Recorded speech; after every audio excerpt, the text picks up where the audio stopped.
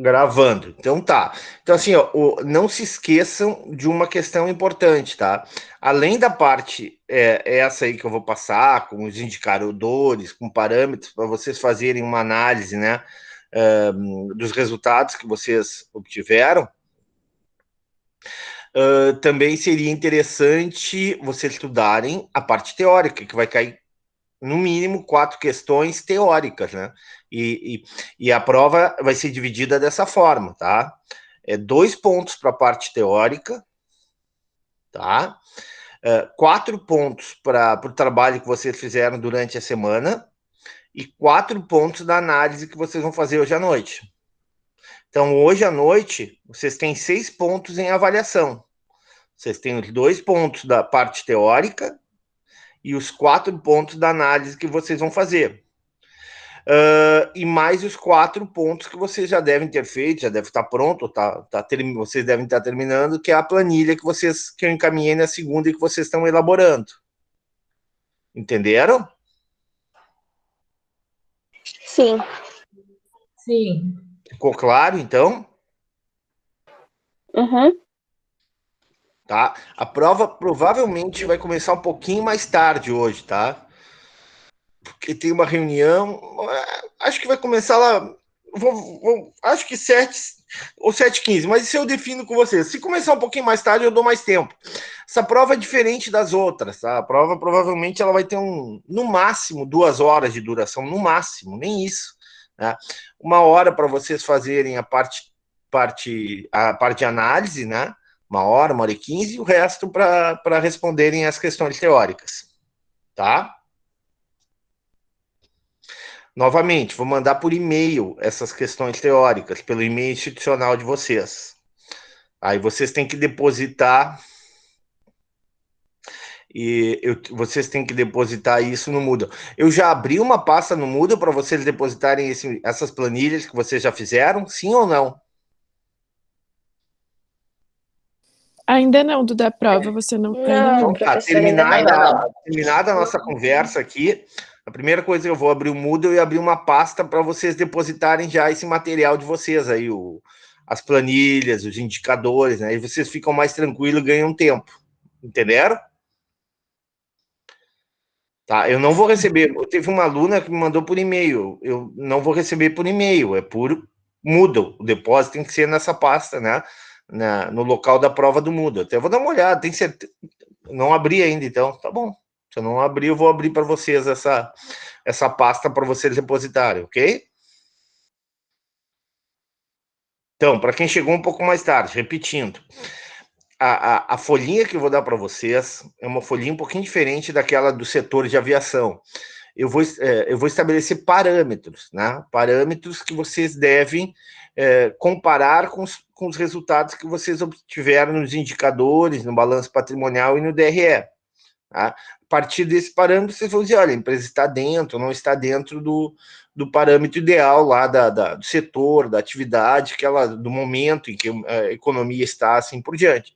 Né? E o ideal para que vocês realmente tenham, né, um plus, ou, melhor dizendo em português, um a mais na nota, né, é o cruzamento desses indicadores. Né? Como esses indicadores se cruzam, como um indicador impacta sobre o outro indicador no presente e no futuro. Perguntas? Eu tenho perguntas, mas é em questão da tarefa mesmo. Tá, e agora, né? Tá. Deixa eu abrir aqui. Quer compartilhar com a gente? Pode ser, eu vou entrar aqui, então, pelo computador. Enquanto isso, eu vou perguntando. Primeiro, eu sei que o índice tem que fazer de 2018 e 2019. O DRE, o balanço patrimonial também. Só que ali, os fluxos, a gente precisa só fazer de um ano, né? 2019. Isso, só 2019. Tá. E daí agora, outra coisa que eu tenho em dúvida é em relação ao fluxo de caixa. Se precisa calcular. Tá, sobre ali, o índice de dívida de capital próprio. Eu não consegui calcular Índice de dívida do capital próprio. É um indicador, isso? Sim, é um indicador. Peraí que agora eu vou Indicador de compartilhar. quê? De lucratividade? É o de solvência. De curto ou longo prazo? Não é de curto ou longo prazo. É só índice de dívida. Índice de quê? Ó, peraí que eu vou compartilhar. Qual é a página que está no livro? Peraí que agora eu não sei. Eu vou ver aqui que página tá. Ricardo, não é o índice de endividamento total? É índice de dívida capital próprio? Isso! Tá, qual é a dúvida aí? Eu não consegui calcular o. Ali. Quer ver? Eu vou compartilhar aqui, daí tu disse se eu fiz certo ou não.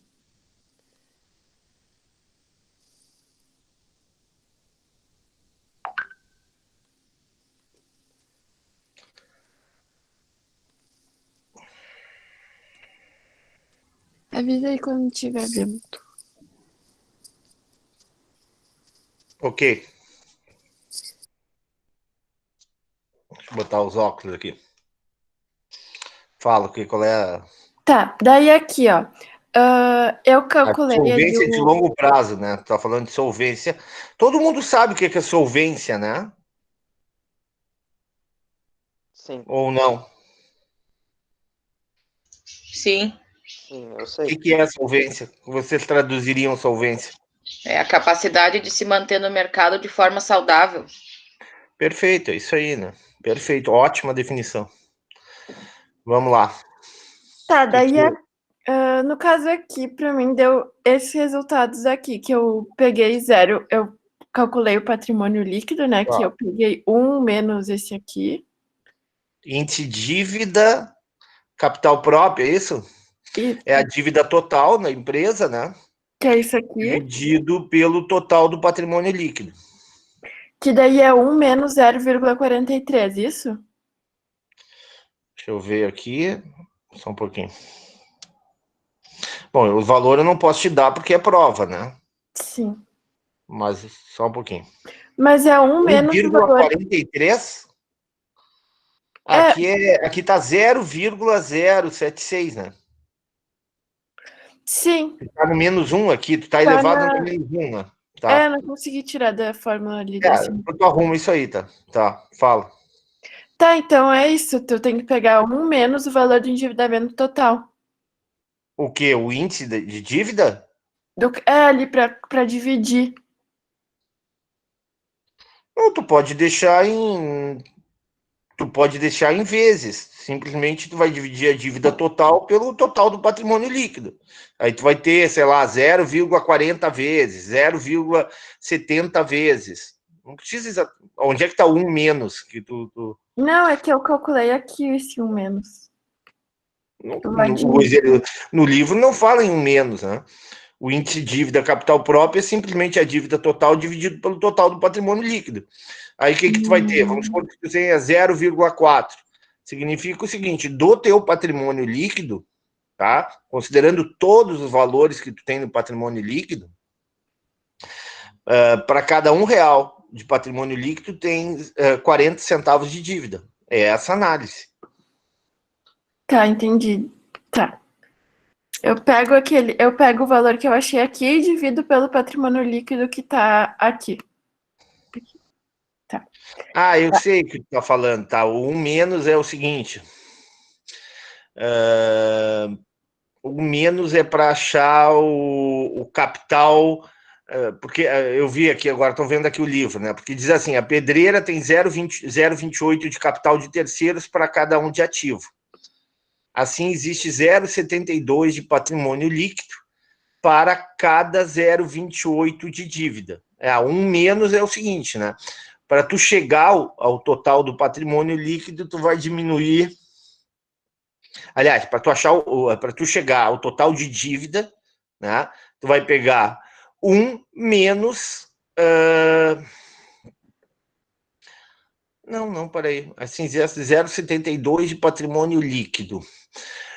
Deixa eu ver. Ele tem 0,28 de capital terceiros para cada um de ativo. Até aqui tudo bem. Assim, existe 0,72 de patrimônio para cada.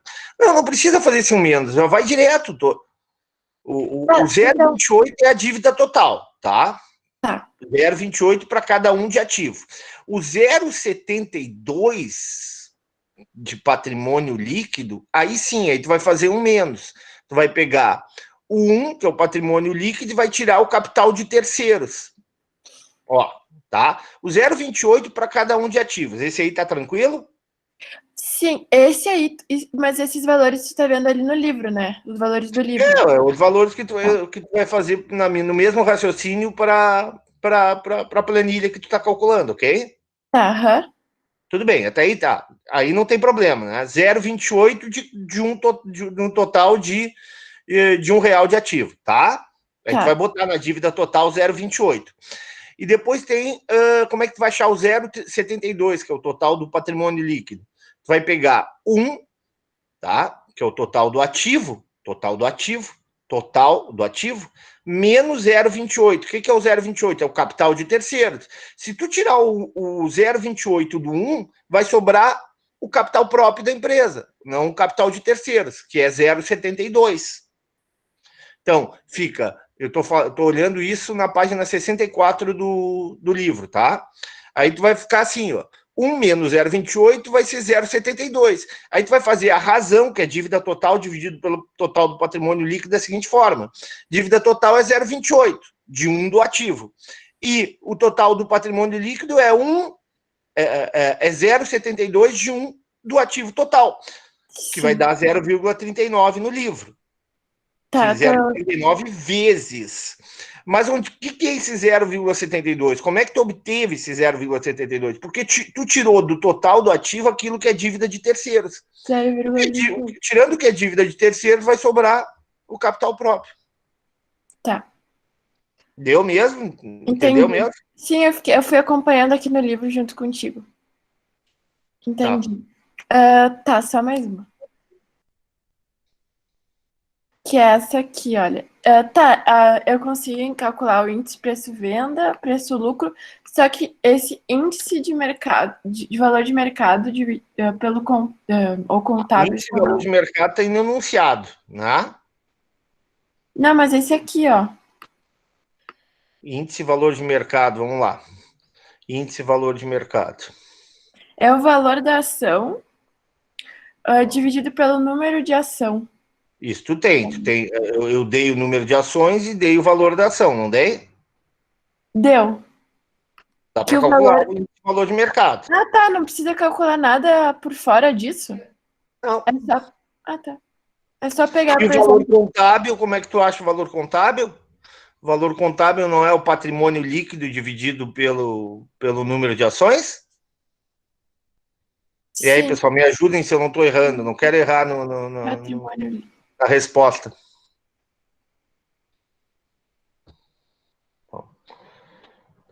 Como é que eu calculo? Olha, estou olhando aqui o livro. Exatamente isso, professor. Oi? É isso mesmo, o valor do mercado. Patrimônio líquido dividido pelo total de ações, não é isso? Pelo total de ações. Aí vai ter o valor contábil por ação. Isso. E o valor mercado por ação... É o valor da ação dividido pelo... Não, o valor do patrimônio líquido dividido pelo volume total de ações. O que é o 2.591 aqui no Pedreira? Vamos ver. É o patrimônio líquido. Então, estou certo no raciocínio. Então, o professor está certo no raciocínio, tá? E o que é o 33? É o número de ações. No mercado. Então, a resposta do professor está certa. Vai dar 78,5 aqui. Estou olhando na página 93. O que é o valor de mercado por ação? 88. 88. Como é que a gente chega a 88? É o valor da ação.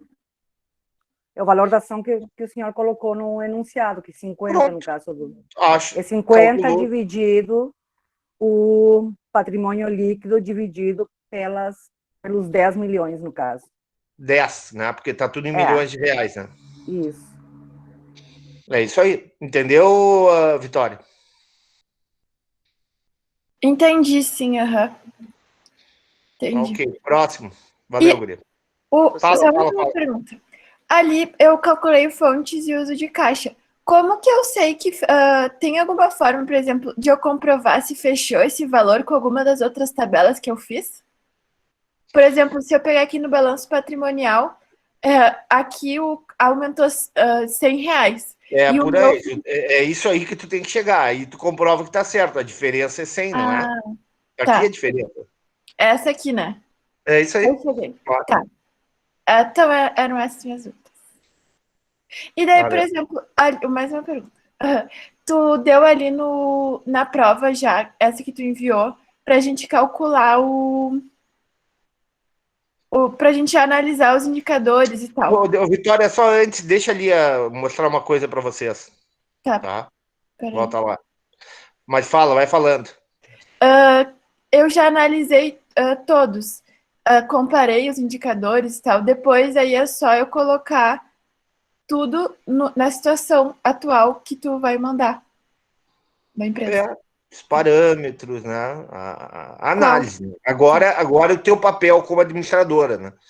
Observa o seguinte: tu te apropriou do conhecimento do balanço patrimonial, tu te apropriaste do conhecimento do DRE, tu calculaste os indicadores, e agora, como administradora, tu vai fazer análise da situação da empresa para fazer um relatório, fazer né, um compilado, alguma coisa, né, uma apresentação para os acionistas ou para os potenciais acionistas, e vai dizer o seguinte: olha, a empresa está assim, precisa melhorar aqui, talvez tenha potencial de crescimento, mas tem que cuidar isso, tem que cuidar esse indicador é preocupante. Ou seja, tu como administradora, tu vai fazer uma análise, né? Vai fazer um relatório e vai apresentar e vai receber por isso, né? E vai se qualificar por isso. Tá bem. Eu abri Tá. aqui a planilha para ti. Tá. Não, só que a Camila tá aí?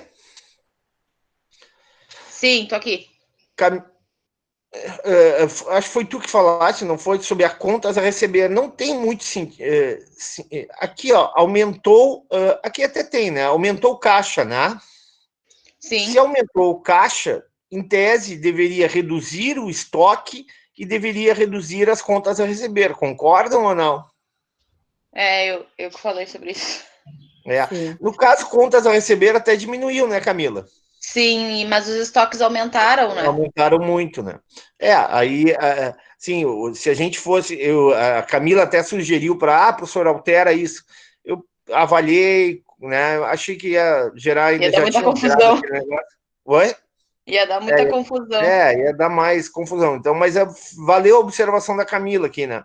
Em tese, né? Se tu tá aumentando caixa de 2018 para 2019, deveria diminuir, né? Contas a receber, que diminuiu, mas também deveria diminuir os estoques, que impactam sobre o aumento de caixa. É isso. Mais alguma questão? Eu tenho uma, Ricardo. Bom dia. Eu também. Pietro. E aí, Pietro? Tudo bem? Saudade de ti, cara. Tudo, saudades. Gosto de ti. Eu Então. sei que te acho um cara. Pega muito rápido isso. Obrigado, Ricardo. Mas tu não participa das minhas aulas, né? Ricardo. Tá, isso é questão para depois. Antes eu só queria ver contigo, porque olha só. Eu consegui fechar todas as minhas planilhas e tal, né? Só que tem uma coisa que eu comparando os meus cálculos com a Vitória, referente ao aumento de capital. Eu usei o livro para fazer essa fórmula, que é tipo pegar o capital social e ágil de 2019, por exemplo, e diminuir pelo 2018, né? Só que as fórmulas que a Vitória tem e alguns outros colegas, e também eu vi um áudio teu no O grupo capital falando. próprio adicional, tu tá falando? Sim, exato. E, tipo, Vou pelas fórmulas da compartilhar. Vitória, e até um áudio que tu mandou no grupo, vocês estão falando sobre pegar o patrimônio líquido, diminuir pelo patrimônio líquido anterior e diminuir ainda diminuir o capital ágil de 2019. Só que, tipo, eu não entendo por que isso. E daí, a minha dúvida é, porque dessa fórmula, o meu fluxo de caixa dos acionistas fecha positivo. Só que quando eu faço na fórmula do livro, que até então está fechando no meu DRE, está fechando no meu balanço patrimonial, o meu fluxo de caixa acionista fica negativo. Daí eu queria saber, tipo, se esse cálculo que eu estou fazendo está certo, ou, Tá. né, o que eu estou fazendo de errado. O que a gente fez, tá? Como é que a gente chegou ao capital próprio adicional? Tu tá olhando aqui, né, o Pietro? Tô. Uhum. Então, a gente pegou a diferença do patrimônio líquido, tá? Uhum. Aqui nesse caso, nesse exercício anterior, tinha dado 5.196, um azul mais escuro aqui. Tá enxergando? Deixa eu ver. Tô. Uhum. Então é 26.956 menos 21.760 no balanço, tá? Sim. Moral da história. Olha a lógica do cálculo, tá? Né? Uhum. Eu calculei a variação do patrimônio líquido, tá? 5.196. Puxa, mas será que essa variação foi só devido a capital social novo, né? A capital social integralizado pelos acionistas, por exemplo, a empresa emitiu novas ações de mercado? Aí tu vai olhar no DRE, tu vai ver o seguinte, no exercício de 2019, o acréscimo dos lucros totais do lucro líquido, Uhum. 916,64 foram retidos. Uhum. Tá? 916,64 foram retidos. Retidos na empresa, ficaram na empresa. Para investimento, para atendimento do caixa, né? Para capital de giro, assim por diante. Bom, aí nós temos uma questão. Eu calculei aqui, na verdade, a variação do patrimônio líquido, 26.956 menos 21.760, fica 5.196. Mas essa variação eu tenho que descontar o quê? Os lucros retidos. Sim. Por quê? Uhum. Porque isso aí não é capital integral, não é capital novo capital social. Tá Né? reintegrando, Isso aí, sim. Uhum. tá? Tá reintegrando, no caso, já estava ali, vai ser colocado novamente. Isso aí tu tá, né, tu tá reintegrando, tu tá colocando os lucros gerados no teu processo de produção. Não é o acionista que está botando dinheiro na empresa. Então, o que é o capital próprio adicional que realmente os acionistas botaram entre 2018 e 2019? 4.279 com 36. Ah, entendi. Ficou Uhum. claro ou não? Ficou. Eu só não tô com o computador aqui para conseguir bater o cálculo que eu fiz ali, mas eu entendi qual é o conceito. No caso, está tirando um recurso que já tinha, né, da conta. Porque tu quer descobrir o que Que é não novo. foi dos acionistas, foi um recurso que é oriundo do próprio processo da empresa, da atividade da empresa. Entendo. Uhum. Né? E que, portanto, eu tenho que tirar da variação do patrimônio líquido para eu achar o capital próprio adicional. Tá. Uhum. Tá. Entendi. E ficou claro mesmo, Pietro? Ficou. Uhum. Tá, valeu, um abraço. Obrigado, professor. Tá trabalhando? Agora eu tô. Uhum. Tá, bom trabalho. Professor, Obrigado. Fala, guria. eu tenho uma dúvida, assim, que eu consultei com uma colega e não fechou os valores, né? Medida de intervalo é...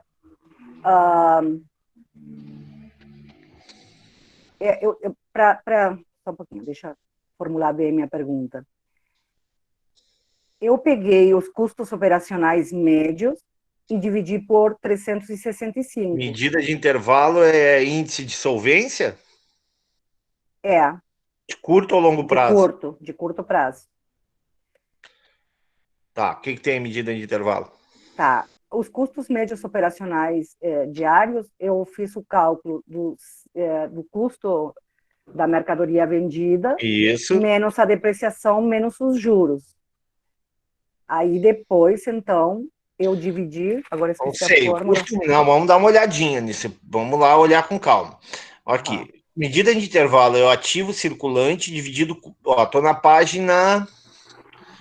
A página 63, tá? A medida de intervalo nada mais é do que o ativo circulante dividido pelos custos operacionais médios, diários, tá? Os custos totais anuais, excluindo a depreciação e os juros foram 1.344. Vamos conferir isso. Vamos lá no DRE para ver se realmente deu isso na pedreira. Vou lá para a página. Onde é que está o DRE da pedreira? Vamos lá. Onde é que está o DRE da pedreira? Só um pouquinho. Soltando.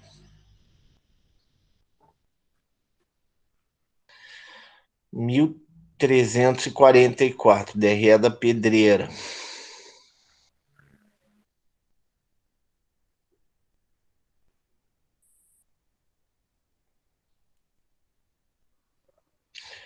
Não desconto, ó, 1.344 não é descontando. O que tu falou? Desconto do quê? Para eu ter o custos operacionais médios diários, eu peguei os custos operacionais médios. Como é que eu peguei os custos operacionais médios? O custo da mercadoria vendida, dividi por 365 dias. Aí me deu um valor de custos diários. Tá, vou confirmar aqui. A custo da pedreira, o CMV da pedreira é 1.344. Agora vamos voltar para lá. Vamos voltar aqui para ver direitinho. Medida de intervalo.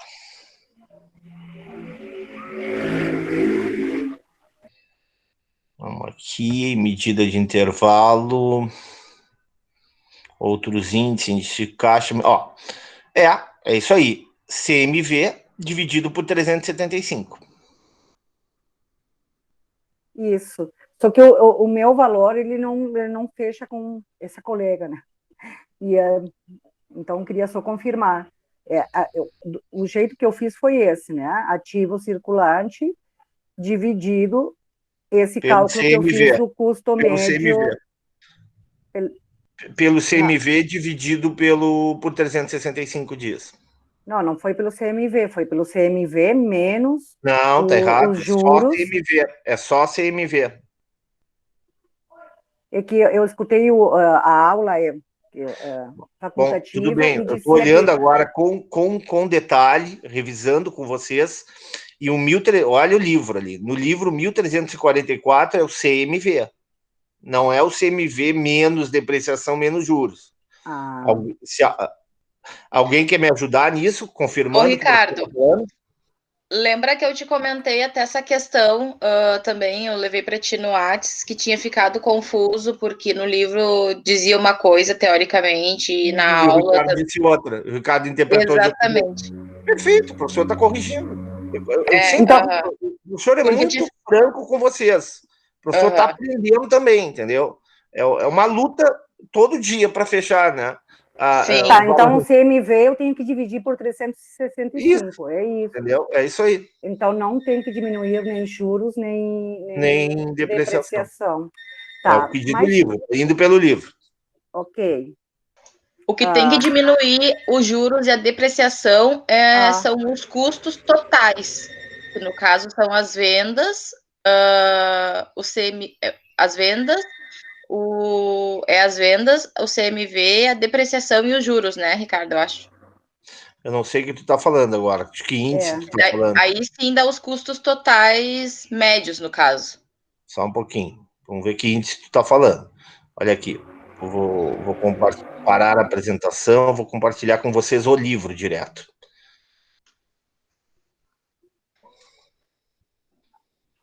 Eu também me confundi nos custos totais com o CMV.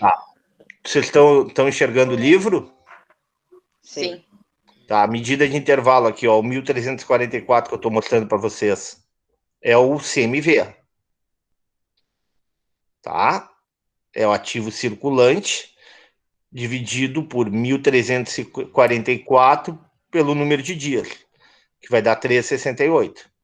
Aí vai dar um número de dias, né, que a empresa pode operar até precisar de novos financiamentos. Mas o senhor vê aí, professor, que ali diz os custos totais anuais, excluindo a depreciação e os juros... Desconsiderando, não é excluindo no sentido de desconsiderando. Entendi. Isso, pessoal, isso é um livro em inglês, né? Muitas vezes a tradução não é a melhor para o português. Sim, porque foi justamente isso que falou no vídeo da outra vez. E aí eu fui e tirei a depreciação. Tá, você também interpretou errado. Não, tranquilo. E então tá, vou refazer. E uma outra dúvida que eu tenho sobre... Antes, Silvia, eu não entendi essa tua, Camila, da dívida total. Eu já tinha... Onde é que está esse índice da dívida total? Não, na verdade, não é o índice da dívida total, mas é que ali fala os custos totais, que ele fala... Até anotei isso no caderno. Ali, ó, os custos totais anuais, excluindo a depreciação e os juros, se não me engano, são as vendas, menos a depreciação e menos os juros. Aí dá o CMV, que é o custo médio diário. Ela se confundiu também, igual a mim. E também teve outras pessoas também que se confundiram nesse caso, mas foi uma confusão de nomenclatura, na verdade. O custo total anual com o custo médio diário, que na verdade é a mesma coisa que o CMV. O custo total anual é o CMV. O custo médio diário é o CMV. Não, aí não. O custo total anual é o CMV. Tá aqui, ó. Tá certo. Excluindo a depreciação e os juros, tá certo. Esse é o CMV. O diário é dividindo por 365 dias. Isso, tá. Então, aqui, se vocês quiserem não ter erro, podem botar assim, custo médio da mercadoria vendida. Botar CMV direto, que daí é só pegar no DRL. Sim. E dividir. Isso. Perfeito, Camila. E uma outra coisa que me veio, que a colega já tinha falado do índice de dívida pelo capital próprio, o índice de... a dívida, ela não pega de curto prazo, pega o exigido de longo prazo, é isso?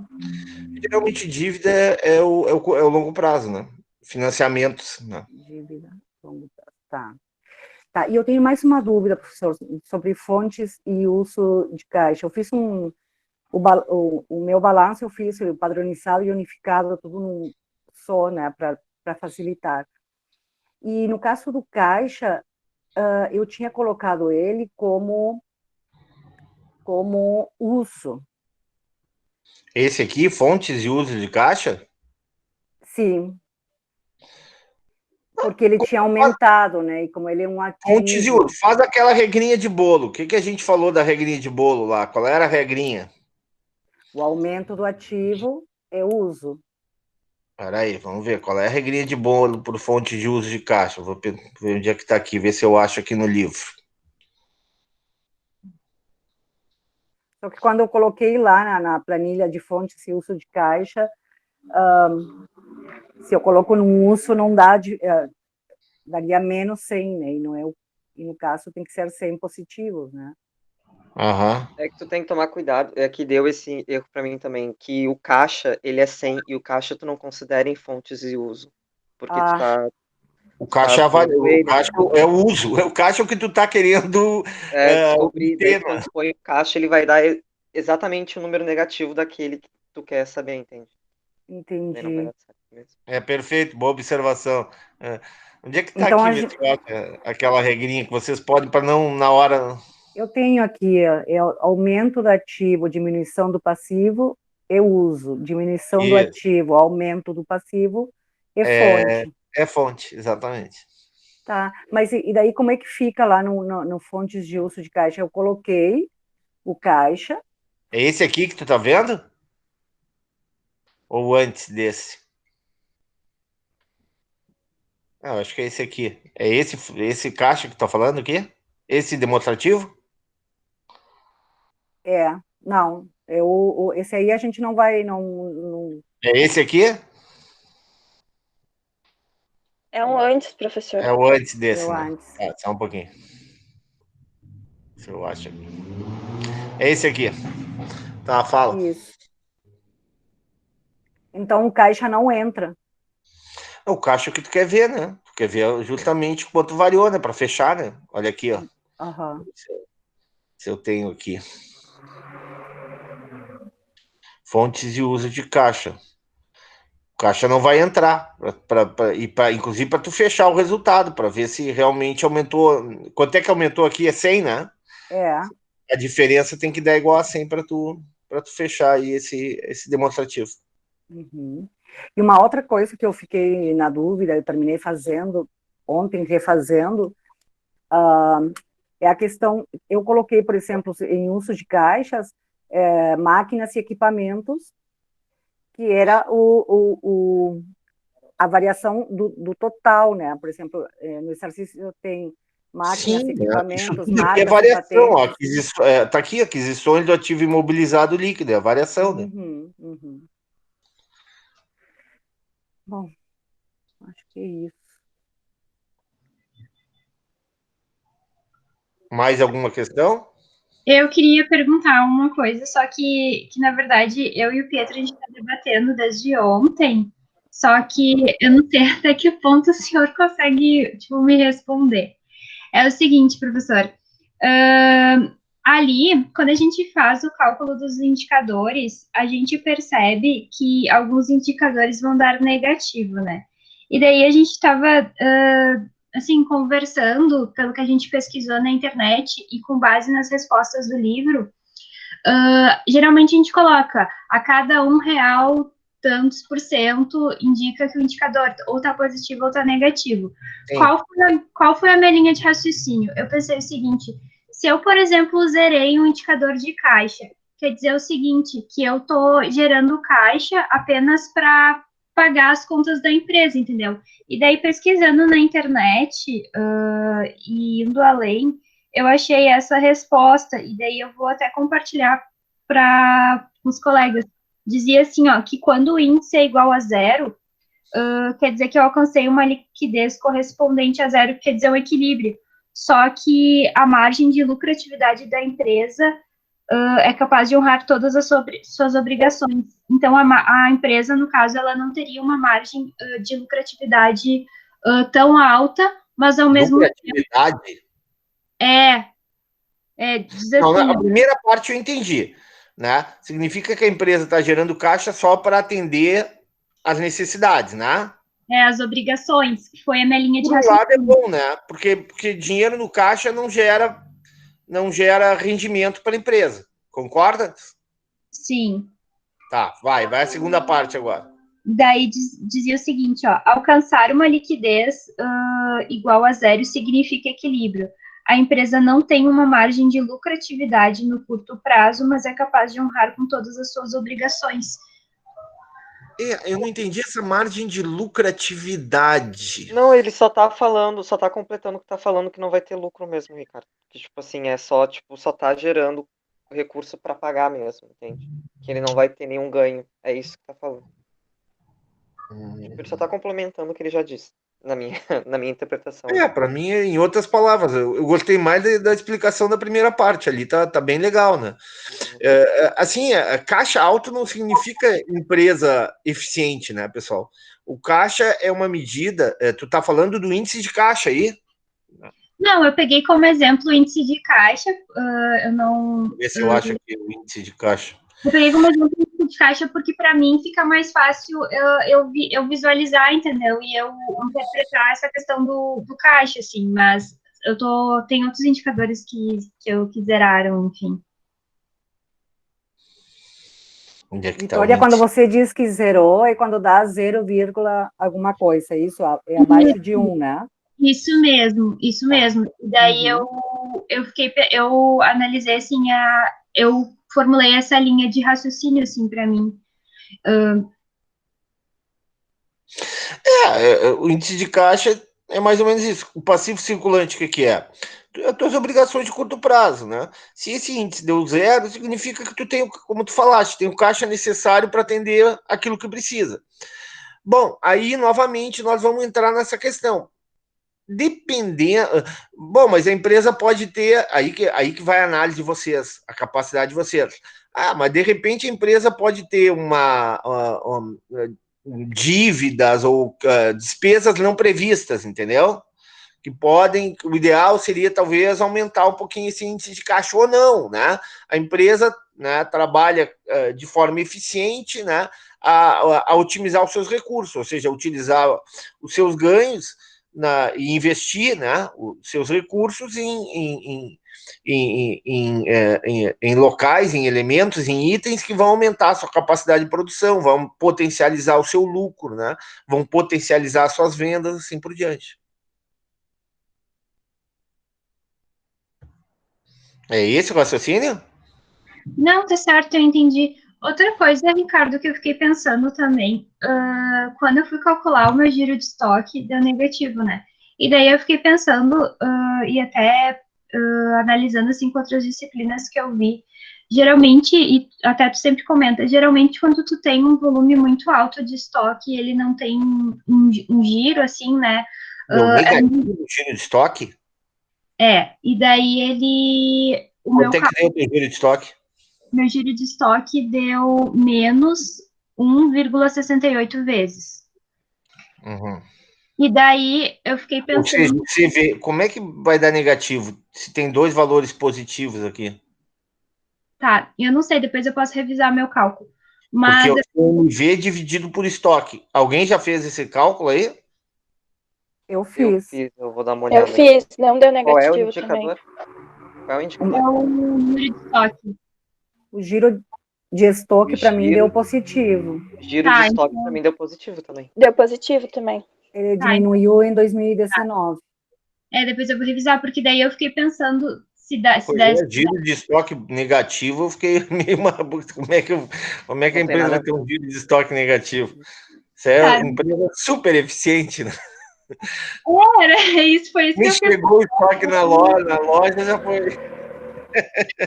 Tá, eu vou revisar. Obrigada, colegas.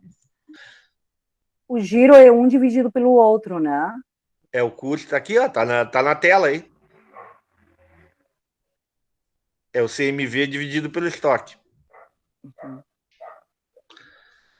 Tá na tela.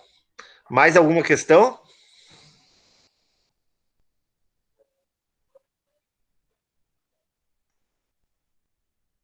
Mais alguma dúvida? Mais algum questionamento para o professor? Eu não tenho mais nada. Só para falar, Ricardo, eu fiz aqui agora, eu fui no computador agora, e fechou ali o cálculo que eu tinha te perguntado. Tá? Ah, legal, ótima notícia. Pá, parabéns. Obrigado, bom dia. Até de noite. Bom dia para ti. Tudo de bom, Pietro. Ô, Silvia, tu pode repetir a receitinha de bolo lá que tu tinha falado antes? Eu quero anotar, por favor. Aumento do ativo, diminuição do passivo e uso. Diminuição do ativo, aumento do passivo e fonte. Esse eu acho aqui obrigada. no livro. Esse eu acho essa. Eu tinha passado para vocês onde é que está isso no livro. Mas eu acho que é antes aqui. Eu não vou achar aqui, mas é justamente isso que a Silva está falando. Tá? Vamos ver se eu acho aqui para vocês.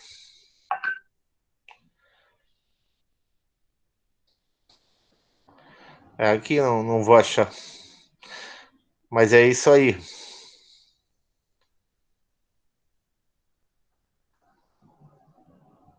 Onde é que tá? Tá aqui, ó. A partir desse raciocínio existe uma definição simples. Estão enxergando? Ó, é Vitória que perguntou? A Brenda, tô enxergando. Brenda, página 54 do livro, tá? Olha aqui, ó. Lê para nós. A partir desse raciocínio. A partir desse raciocínio, existe uma definição simples, embora mecânica, que pode ser útil. Um aumento em uma conta do lado esquerdo do ativo ou diminuição em outra conta do lado direito, passivo ou patrimônio líquido, é o uso de caixa. Já uma diminuição em uma conta de ativo ou aumento de uma conta no passivo ou patrimônio líquido é fonte de caixa. Tá. É isso aí. Tá, ok. Obrigada. Mais alguma questão? Olha, professor, por enquanto... Por enquanto, não. Agora só à noite. Agora só à noite. Gente, estou sonhando com números, com planilhas. Que bom. Nossa. É assim que se cresce. É assim que se faz uma faculdade séria. É assim que se faz uma faculdade séria. Verdade. Senão não é faculdade, senão é outra coisa. É escolinha. Faculdade séria É isso. assim que se É o tem que um vocês estão AVC, fazendo. professor. Eu também Oi? ando sonhando com essas planilhas aí. Não, faculdade séria é isso que vocês estão fazendo. É esse envolvimento, é o Pietro conversando com a Vitória, discutindo, né, aprofundando, é a Camila incomodando o professor, perguntando, questionando, né, tirando dúvidas, ajudando, é a Elisandra, né, brilhantemente calculando e fechando uma coisa que o professor não conseguiu fechar. Aquilo ali da Elisandra me deixou confusa nesse. Na verdade, nesse aqui, já coloquei direto, né, a questão que ela tinha colocado no exercício anterior, 1.100 e poucos, enfim. Mas agora acabei de fechar minhas fontes e uso de caixa, com essa dúvida de se o caixa aumentou, colocar no uso, né? Enfim. Uhum. Vamos para análise. Então tá. Até a noite, então. Tá bem, professor. Um abração para Obrigada. todos vocês. É bom estudo e bom trabalho para vocês. Tchau, obrigada, igualmente. Tchau, professor. Tchau, tchau. Até, professor. Obrigada.